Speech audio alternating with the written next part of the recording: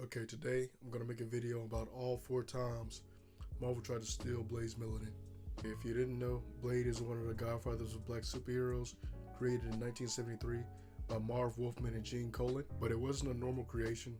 Blade was made specifically to be black because of the lack of black heroes at the time.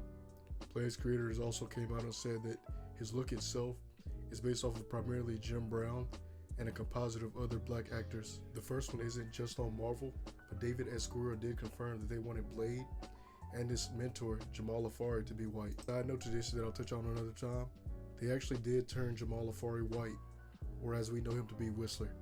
And when I say first, I mean first on this list, because in 1994, Marvel actually launched a very light-skinned Blade who actually ended up being the son of Deacon Frost instead of a fully black man. They even double dipped here by making Jamal Afari a white man here also.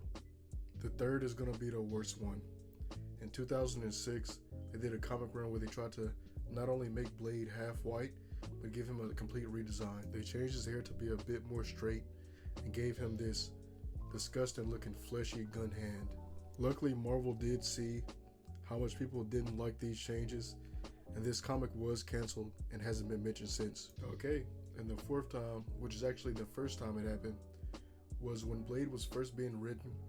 He had a heavy black scent because of who he was based off of and the time of like the comic. So for that reason, Marv Wolfman actually decided to cut back on Blade a little bit for a moment, just to give the character a little bit less of a black scent. Another side note, I do think the fourth time was a little bit necessary, just so he'd sound like kind of normal while interacting with other people. Off the top of my head, those are all 4 times. I want to specify that I don't necessarily have an issue with a non-black Blade. I do have an issue with him turning Blade himself, who's a piece of black history in himself, non-black.